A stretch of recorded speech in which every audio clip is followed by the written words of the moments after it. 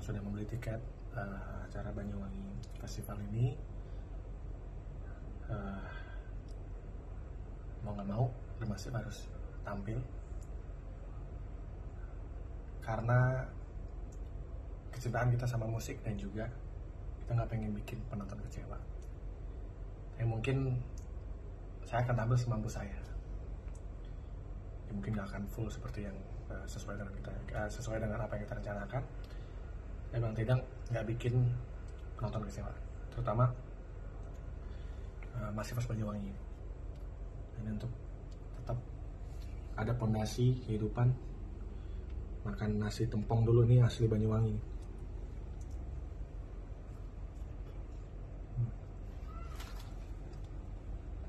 Sebenarnya jangan makan pedes tapi.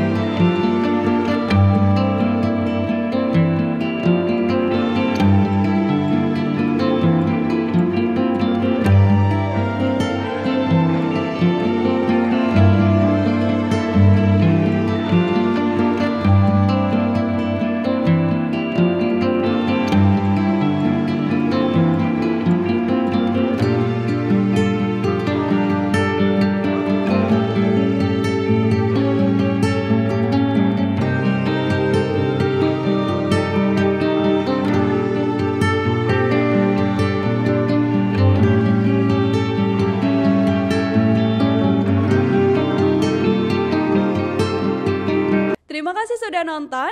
Jangan lupa like, subscribe, dan share ya.